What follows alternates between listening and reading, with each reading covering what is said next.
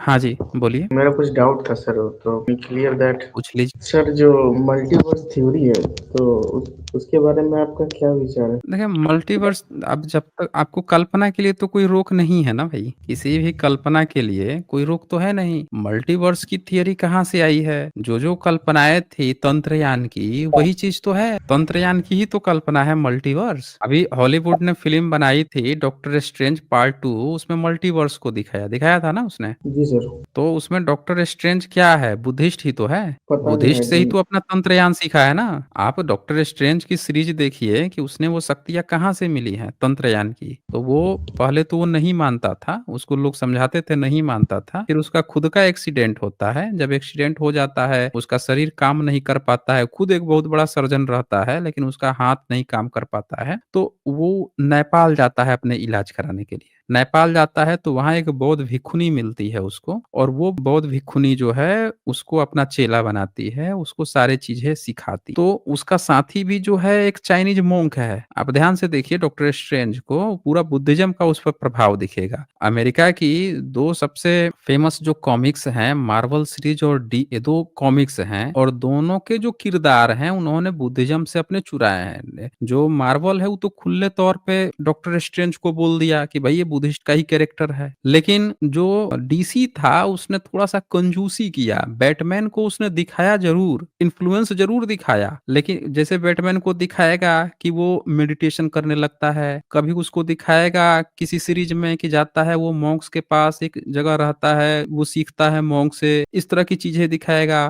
फिर उसमें बहुत सारा इन्फ्लुएंस दिखाएगा, उसके जगह का नाम भी उसी से इन्फ्लुएंस दिखाएगा, गोथम रखेगा। गोथम जो उसका नाम है, इस पर बहुत सारे लोग ऐसे सोचते हैं कि अरे कहाँ से आ गया। पूरा का पूरा जो डीसी कॉमिक्स है उसका आप किरदार देखिए, बैटमैन का किरदार हत्या नहीं करता है वो कभी भी। उसको अगर देखेंगे तो हत्या नहीं करता सुपर हीरो, वो विलियंस को पकड़ता है, अब पकड़ के पुलिस को सौंप देगा या उनको सजा देगा, लेकिन उसकी हत्या नहीं करेगा वो कभी भी, हत्या हिंसा नहीं दिखाएगा उनमें। और उसकी जो टाइटन सीरीज आई थी उसमें तो ये दिखा दिया है कि एक उससे गलती से मर जाता है तो उसके लिए वो अपने को बहुत ज्यादा प्रायश्चित करने लगता है कि मेरे से तो एक की हत्या हो गई, मौत हो गई, मैं अपने को माफ नहीं कर पाऊंगा। तो ये लोग समझ नहीं पाते हैं। तो आप बताइए पप्पू मिर्धा जी, आपका क्या कहना है, मल्टीवर्स पे क्या बताना चाहते हैं? मल्टीवर्स पे तो सर साइंटिफिक स्टडी हुई है कि नहीं सर? न सिर्फ ये कल्पना है। देखें आज तक कोई एलियन तो मिला नहीं है।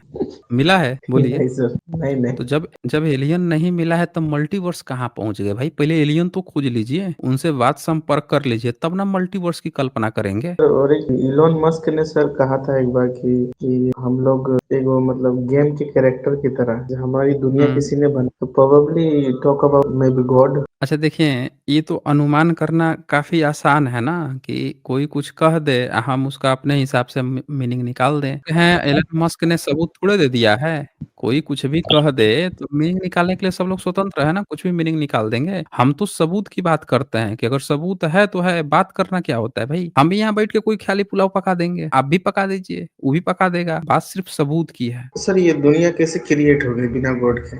ऐसा तो पॉसिबल हो सकता है? क्रिएट हो गई कैसी बात कर रहे हैं आप भाई? ये दुनिया किसी ने दुनिया बनाई? बनाई है, बनाई का है मतलब क्या है, चाय वाय बनाया है क्या किसी ने? अपने से बन गई? अच्छा एक बात बताइए, आपको किसने बनाया है? मेरे माँ बाप ने। आपके माँ बाप ने बनाया है? आपके माँ बाप ने नहीं बनाया है, आप एक नेचुरल फिनोमेना से बने हैं। आपके माँ बाप उस नेचुरल फिनोमेना के दो कारक हैं, समझ रहे हैं? जैसे चाय बनती है ना, तो चाय बनने में चाय पत्ती, दूध, दही, गैस और उसका जो बर्तन है उसमें जो मटेरियल डाला जा रहा है, ये सब उसके कुछ एलिमेंट्स रिक्वायर्ड हैं, लेकिन वो सारा चीज एक जगह रखा रहे तब भी आप नहीं बन जाएंगे, समझ रहे हैं ना? जी सर। उसके लिए प्रॉपर एक आदमी खड़ा है जो बना रहा है, बार बार हिला रहा है, डुला रहा है, फिर चाय बन गया, फिर आराम से पीता है, एक आदमी ऑलरेडी एक्टिव है। उसी तरह से आपका जो जन्म हुआ तो आपके माता पिता खाली हैं इसीलिए आपका थोड़े जन्म हो गया भाई। उन्होंने आपको गर्भ में रखा, गर्भ में आपका जन्म हुआ, पाला पोसा, 2 साल 3 साल आपका जो है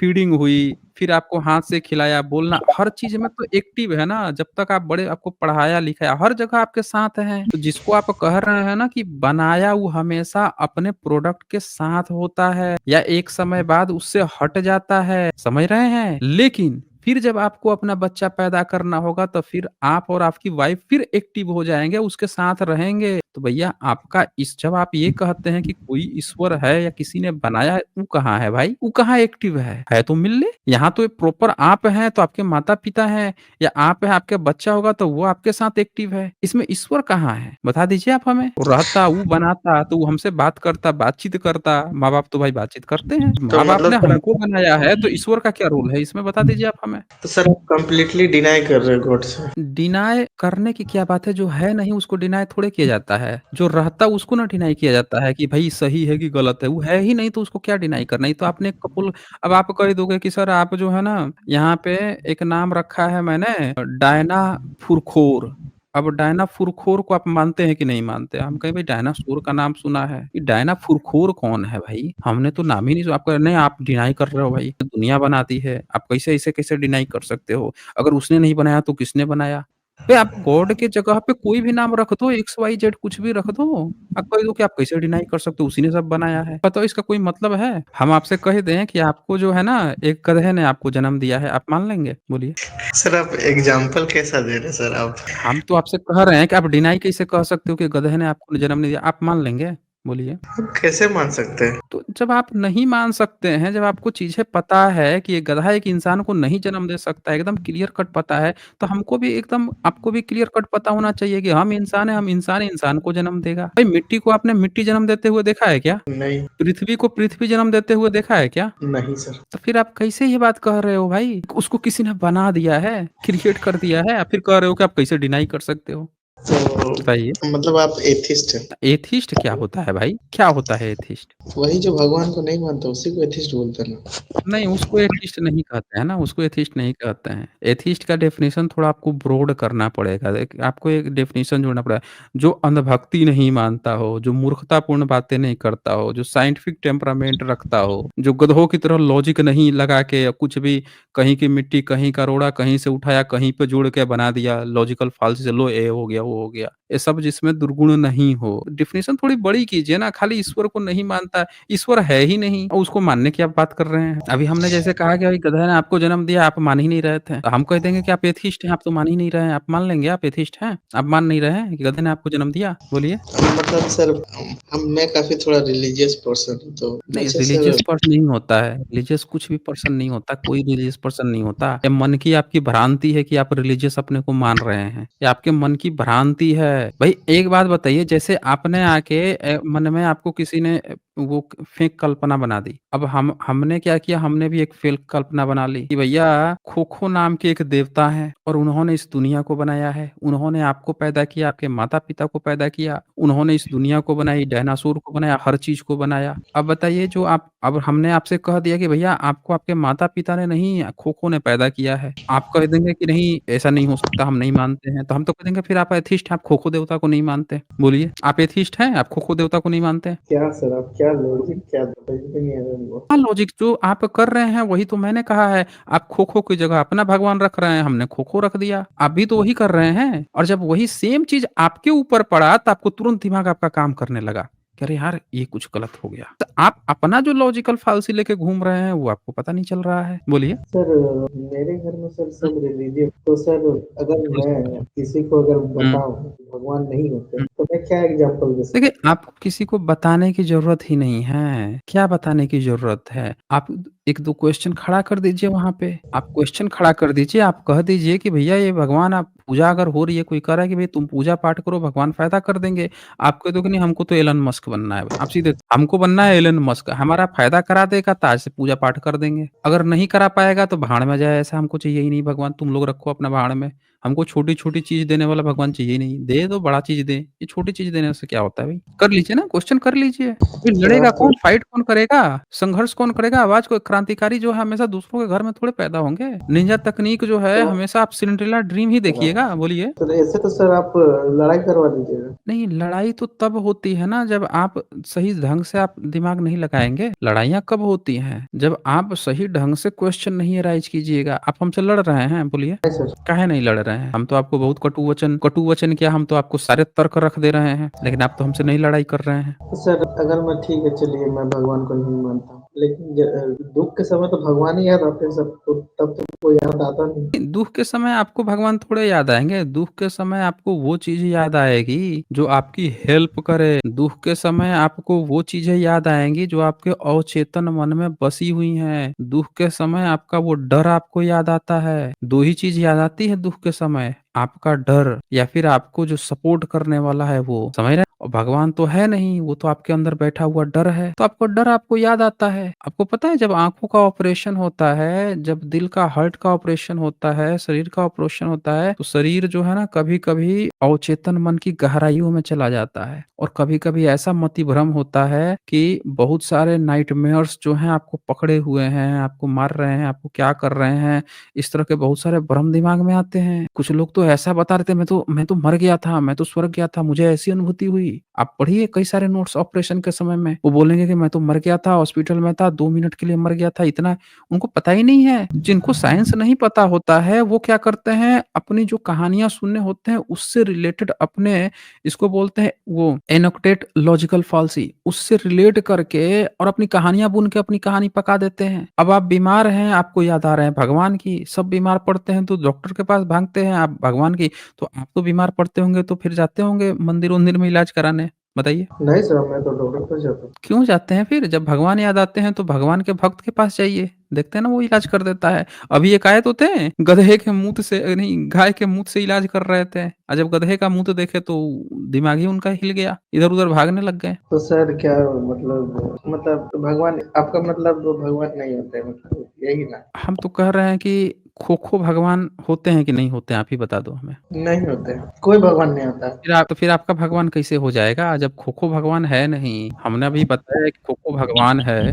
उसका काम क्या है बहुत दरिंदा है। वो अभी तो आपने सुना होगा कि कई सारे देवता थे, वो आके औरतों को लड़कियों को प्रेग्नेंट कर जाते थे, जैसे जीसस में। जीसस की माता जो हैं वो कैसे वो प्रेग्नेंट हुई आज तक पता नहीं चला, उनके पिता का आज तक पता नहीं चला। ऐसे ही आप देख लीजिए कुंती सूर्य आके क्या कर गए, कुंती प्रेग्नेंट कर्ण को जन्म दे दी। इसी तरह से कुंती बाद में और किससे नियोग हुआ? पांडु से तो नहीं बच्चा हुआ 5 पांडवों का। तो ऐसे बहुत सारी कहानियाँ भरी पड़ी हुई हैं। इसी तरह से जो खो-खो देवता है, वो स्त्रियों के नहीं, आप जैसे पुरुषों को नहीं छोड़ता, वो एडवांस देवता है ना वो। वो तो ये जितने भी अभी जो कोर्ट कचहरी केस में जो अलाउ किए हुए हैं, मेल-मेल शादियाँ हो रही हैं, वो वाला देवता वो उसमें दोनों आपको भी नहीं छोड़ेगा वो, समझ रहे हैं?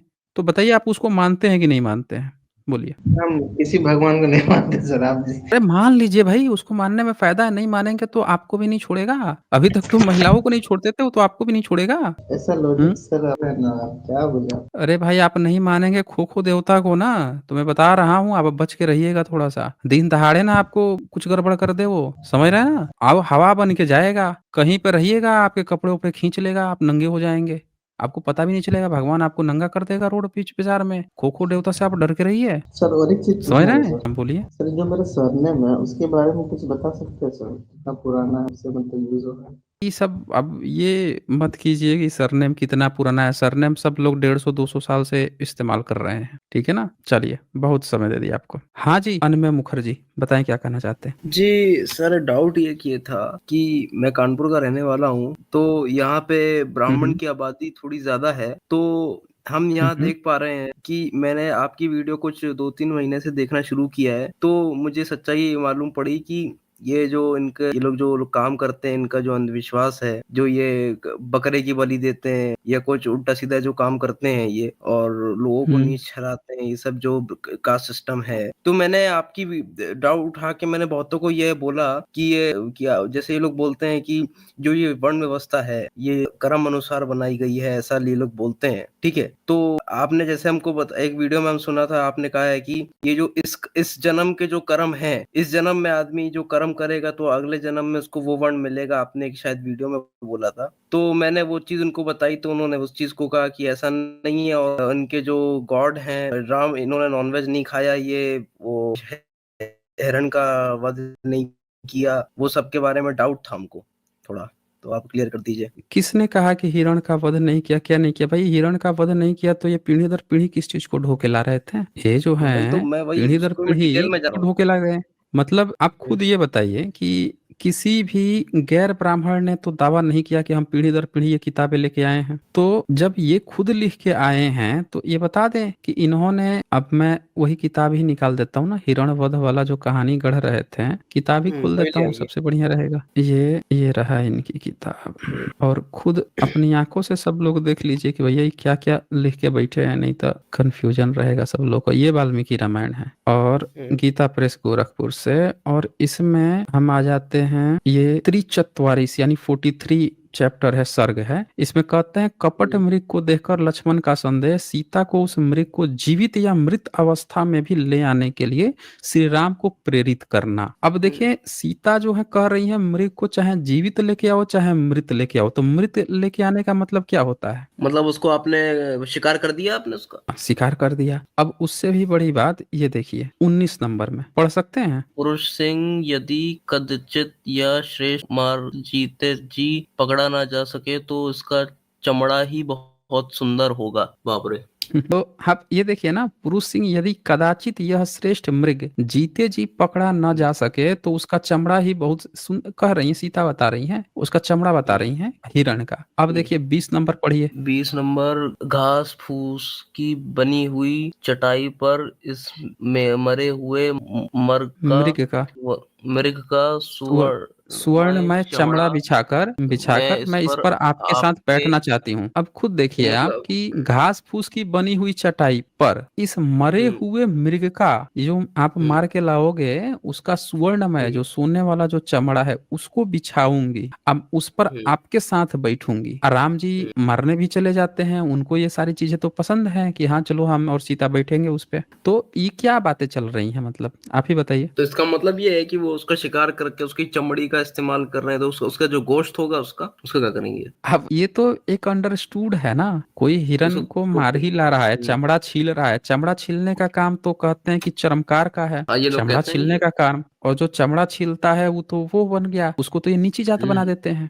हाँ तो यहाँ पे राम जी मार के लाएंगे तो वहां पे क्या चरमकार को बुलाएंगे क्या कि आओ तुम छील दो, ऐसा तो बताइए? नहीं लग या रहा। खुद से छीलेंगे? ऐसा तो नहीं लग रहा। ये तो बात ही नहीं कर रही हैं, वो तो कह रही हैं कि भाई उसका चमड़ा तो बड़ा अच्छा सा है, उसको बिछाएंगे, जब बिछा के करेंगे तो इसका मतलब सारा काम, चमड़ा बड़ा ही सुंदर होगा। तो यह चटाई बना के उसको बिछाएगा लो, यानी ये सारा काम खुद करेगा। जंगल में करेंगे क्या? और कौन सा काम है? ऑफिस ऑफिस थोड़े जाना है, बैठे हैं दिन में, और टाइम तो क्या। काटना है, 12-14 साल टाइम काटना है। तो टाइम काटना है तो भैया लाओ एक, मारेंगे छीलेंगे आराम से, एक दिन का टाइम कट जाएगा। नहीं नहीं, और दूसरे डाउट ये था कि ये लोग जो बोलते हैं ये वर्ण व्यवस्था के बारे में, तो उसमें एक डाउट था। तो हाँ वो भी बोल लीजिए। कि ये लोग जो कहते हैं कि ये हमारे यहाँ जाति प्रथा नहीं थी, जो वर्ण व्यवस्था थी वो कर्म पे थी, तो वो जरा उसके बारे में डाउट जरा आप क्लियर कर दीजिए। तो एक बात बताइए, अगर जाति व्यवस्था नहीं थी तो सिर्फ इतना बता दें कि भारत की वो कौन कौन सी जातियां हैं जो वेद पीढ़ी दर पीढ़ी ढो के लेके आई है। अगर वो तो जाति सिर्फ ये व्यवस्था नहीं थी,